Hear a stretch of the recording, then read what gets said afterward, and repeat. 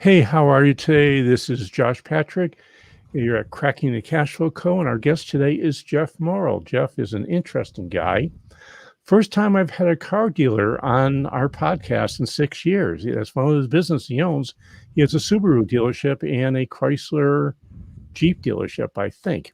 And he's just written a new book. It's called Profit Wise: How to Make More Money in Business by Doing the Right Thing. And that's kind of a really cool title. I know he's got some really interesting things to talk about. So instead of me wasting your time talking by myself, let's bring Jeff on. Hey, Jeff, how are you today? Very good. Thank you. I'm really excited to be with you today. Yeah, I'm glad you're here. It's going to be a fun conversation.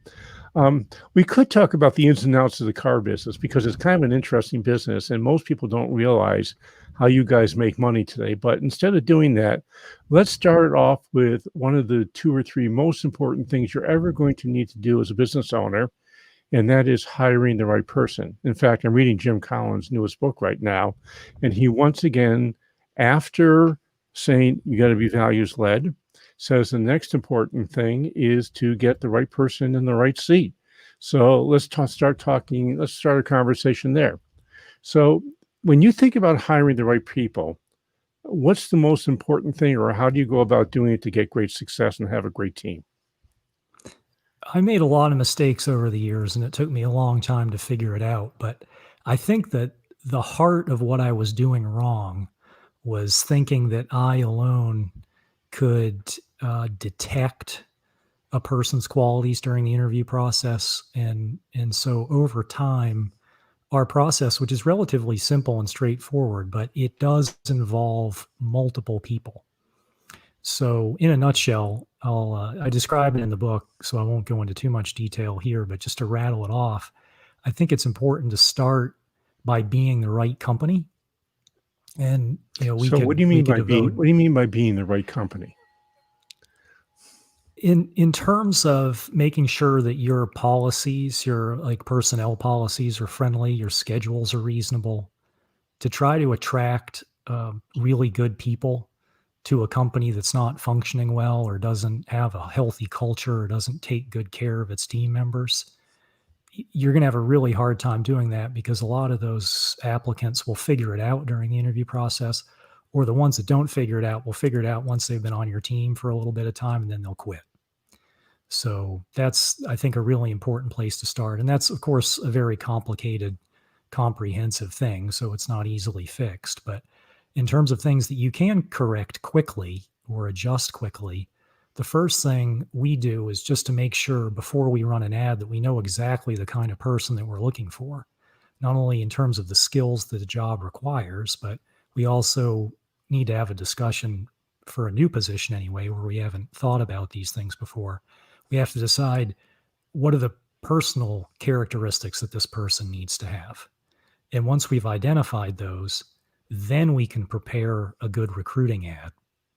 And go ahead. So when you say the personal characteristics, are you talking about the values they bring to the table or Sure. something else? Sure, and skills. So let's talk about values first. One of the things that's really important to us as a company is that we see many stakeholders having a role in the success of our company. So we want people who believe that taking care of the environment while we're conducting business is important.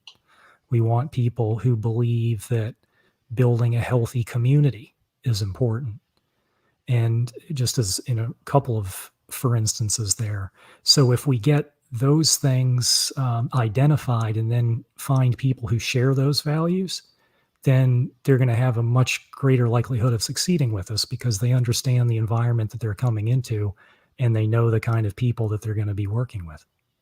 So I'm going to assume that these values will be the same for anybody that you hire, period, for whatever job you have. Yeah, I think so. I mean, at sort of the top level, we're looking for a person with a lot of integrity, a lot of concern for how their actions impact other people. We're looking for conscientiousness, especially as it relates to making sure that they don't let their coworkers, or their families, or their customers or their supervisors down. So yeah, pretty much. I mean, they manifest differently in different positions. Like in as a mechanic, what we call a technician now, we don't really need someone who's particularly conscientious with their interpersonal communication because generally they're more focused on hand-eye coordination and making sure that there's a technical application to their skills. Would your technicians, would they still need to believe that environmental safety and good to the environment is an important part of their belief system, or do you not care about it for those folks? I'd say universally, regardless of the position, we're looking for those things. And that isn't to say that, we need everybody to have a Greenpeace sticker on their car when they come for an interview. I don't mean to suggest that, because some of the the values that we have get expressed in different ways depending on the personalities. So we're just looking for people that appreciate that pro-social approach that we have in business and want to be a part of something like that. And we're looking for people that means something to them, because we want to hire to retire. We want to bring people on and retain them. We're very successful with keeping our turnover low, and there's Mhm. so many benefits to the business. And if someone is just coming to us because we're paying a little bit more than their last employer, the likelihood that we're going to be able to keep that person over the long term is much less than if we have commonality among how we see the world. Yeah, I find that too many businesses are not values led. In fact, if you would ask the owner, what are the values of your business? They go, huh? What are you talking about? My experience is if you have 4 or 5 core values with good clarifying statements, then you're going to attract the right people to your company, and you'll know who shouldn't join your company, which is probably even more important about Yeah. attracting the right one, because then you stay away from what I call the brilliant jerk, which is somebody who is highly, highly competent at their job, but is just a terrible values mismatch for the company. And we've accidentally hired a few of those. I think most business owners are familiar Well, with the type. It's a good term. I, I like it. yeah, I can tell you any business that has over 10 people and has been around for 20 years or more has hired at least one brilliant jerk, if not several. I think Yeah. it took me 10 or 15 years to figure out why that was such a bad thing to have in a company. So, Yeah. are there anything else that you do around hiring that you would say is interesting or different or leads to your success? Yeah, crucially, we're in an industry that's male dominated, and other industries are populated by team members that typically come more from some groups than others. And one of the ways we've had a lot of success attracting women to the business and allowing us to tap into that half of the population and all that talent that we were previously missing is to make sure that our recruiting ads are very clear in their invitation to traditionally underrepresented groups. That we are looking for people in groups like that. For example, in this particular case, women, and we've had a track record of success inviting them into an industry where they've not been previously represented in large numbers, but that they'll find other people like them, other women in this case, who have succeeded and will find a culture that they enjoy being a part of, even though it's not an industry that's associated with being particularly welcoming to those groups. That might be an understatement. Yeah. It's funny. We have our service manager is a woman, and we have currently 6 women technicians, which is more than any other car dealership of any brand or size in the country. And the way she describes female technicians is unicorns. They're that rare. And what we found is that we have to grow our own. So we invite them to apply, and we've had success, with those recruiting ads, getting people to think about coming to work for us. And then of course once they come and interview, they see that it's a culture that would be something that they'd want to be a part of. So you have some sort of an apprentice system?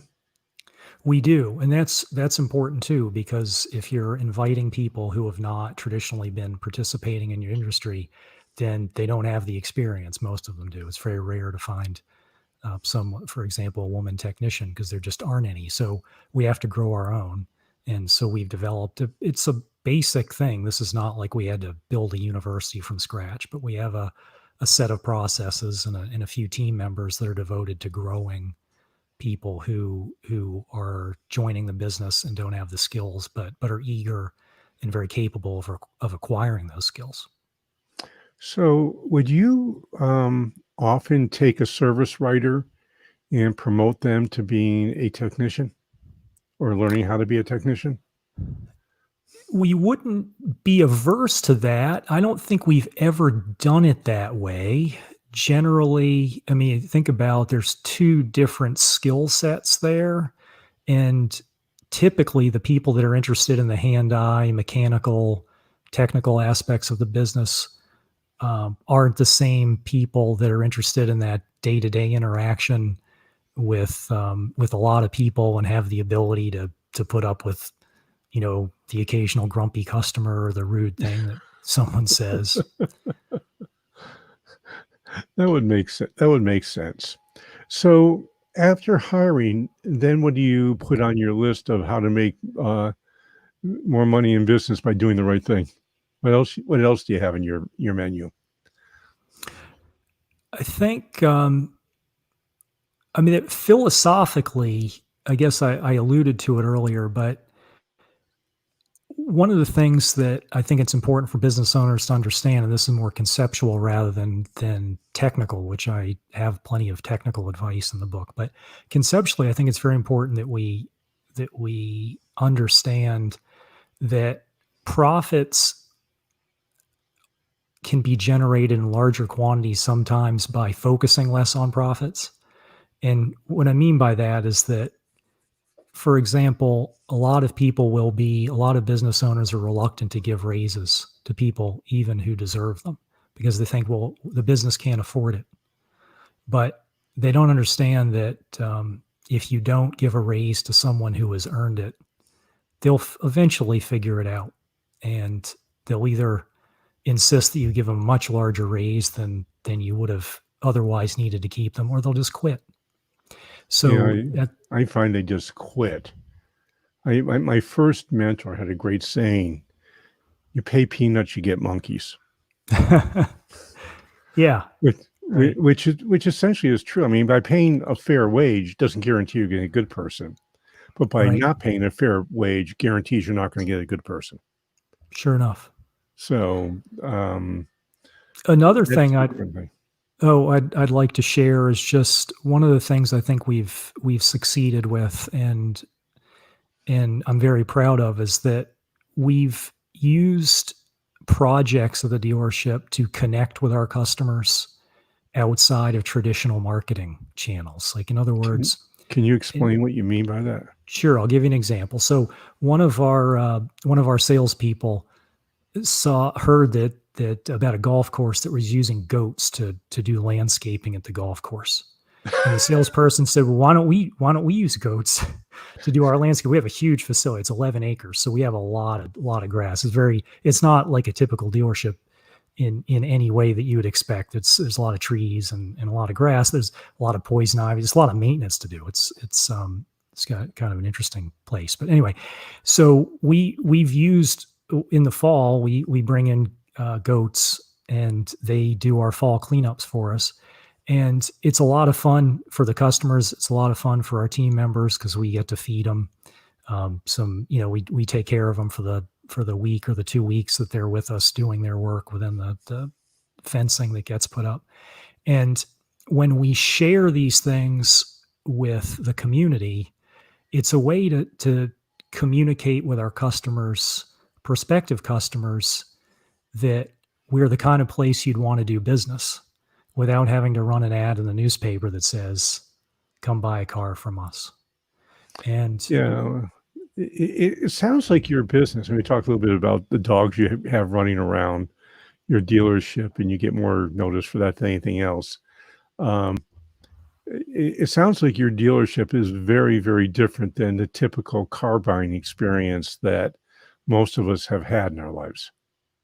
Yes, and we try to that was by design from the very beginning, and when we opened the dealership, we wanted to provide an alternative for people, and we thought that there was a real competitive advantage in doing that too, that we could market ourselves, position ourselves as an alternative to an experience they didn't like, that we could solve a problem that a lot of customers have, and that problem is they don't like buying cars. So, if we could find a way to make that experience more Actually, enjoyable, then I think people like buying cars. They don't like the experience of buying cars.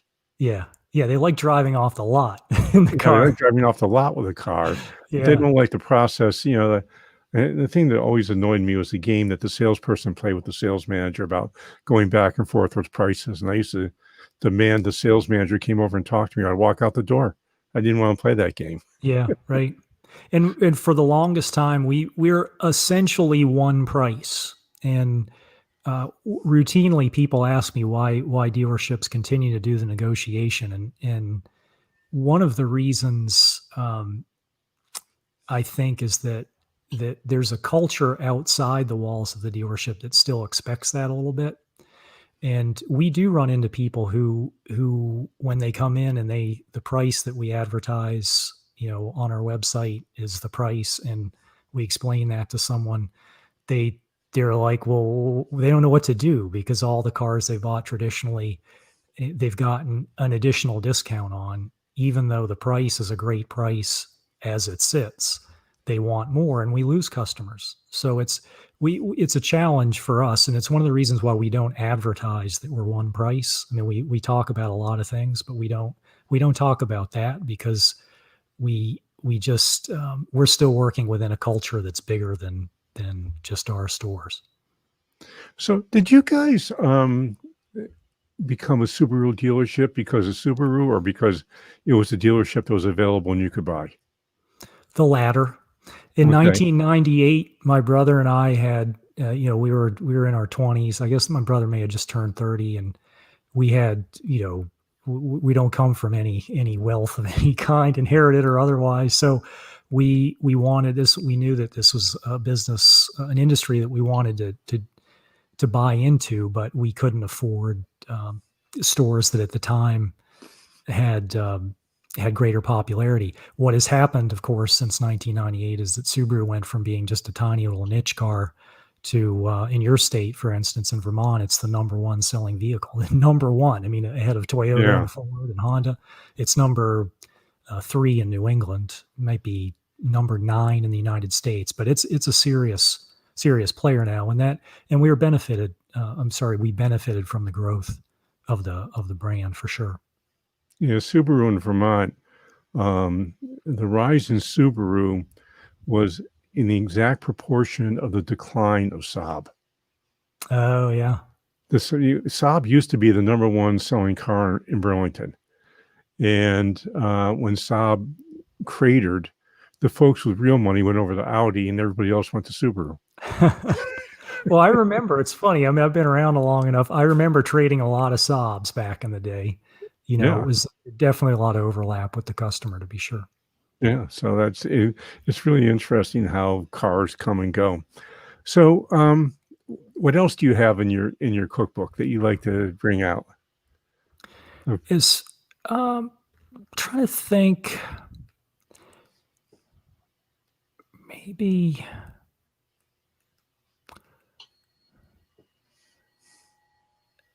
as relates to sales, people think about the experience in a car dealership as being a very adversarial kind of thing. And I encourage business owners, whether in our industry or any other industry, to think about sales and customer service as solving problems for customers. Yep. And just to give you an example, and I hate to keep, I don't want to devote the entire podcast to an exercise in what goes on the showroom floor of a typical dealership, but I think uh, in a typical dealership, there's a lot of pressure applied to try to obtain some result that benefits the salesperson. And conceptually, we look at selling, and I encourage business owners in any industry to look at what do you have to do to remove obstacles from from the customer buying the car. So in other words, we're not trying to sell them something. We're trying to create a situation where there is no friction for the customer to actually buy the car. So it's like instead of us being the agent of selling, it's the customer being the agent of buying. That's a really important thing. I'm a huge fan of Donald Miller's story brand. And story brand essentially uses the hero's journey, which is Campbell's thing, for Yep. mythology. And one of the questions that he asks is, "What's the problem you're solving?" And one of my little nasty habits I have when I connect with somebody on LinkedIn is I generally look at their website and then see if they're talking about themselves or the customers, and if there's anything on the website about the problems they solve and not the stuff they do. It's Yep. rare that a business ever, ever, ever talks about the problems you solve. And frankly, your customers don't care about the stuff you do. They only care about, can you solve my problem and do you understand it? And do you have any empathy about it? Yep. Right. I So think that, it's a good point. I mean, it's interesting you mentioned websites too, that it seems like a lot of businesses, I think there's a lot of opportunity, and we've tried to find this opportunity on ours, but there's still more opportunity for us is to figure out a way to make sure that the businesses are communicating why they should do business with them instead of the competition. And when you visit most dealers' websites, any other business's website, you have to go looking for what makes that business special. And I think it's just one of those things that it the business owners or the people responsible for those things at the company just aren't looking at their own materials to discover that. well, I think a lot of businesses are scared they're going to drive off a customer. And one of my stupid little sayings I have, when you try to be everything to everybody, you're nobody to everybody. So you got to pick a lane of what you're going to do and how you're going to present to the world. And those who like you will buy, and more people won't buy, but that's okay because you'll still have plenty of customers. Yeah, sure enough. That reminds Yeah. me of the Harvard Professor Michael Porter says strategy is what you don't do, and and I think that applies to a marketing Yeah, context too. there's a lot of that. Yeah. Hey, Jeff, unfortunately, we have reached the end of our time that we can spend together. And I'm going to bet that people listening to this podcast and even watching us on YouTube or Facebook would like to find out more about you and where they can get more information. So, how would they go about doing that? Please visit jeffmorrill.com, and there'll be, if they're interested, they can buy the book there or learn more about what we're doing with the book. My last name is Morrill. So it's jeffmorrill.com. Or if that's too hard to remember, Profit Wise Book. If you Google that, you'll find our website. That sounds great. And I have two things I would like you to do. The first is really, really important.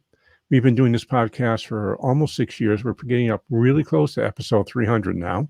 Not sure what we'll do when we reach there, but we should do something probably. But what I would like you to do is go to wherever you're listening to this podcast. It's probably iTunes or Spotify. And please leave an honest rating review. It's really important for you to do that. And the second thing I'd like to do is I developed this thing years and years and years ago. It was kind of a joke when I first did it, but I have found that people kind of like it. It's called the periodic table of business elements. And what it is a whole bunch of strategies that you can use in your business to make yourself better. They're actually more tactics and strategies, but they're things that might use to make your business go from being successful to economically sustainable.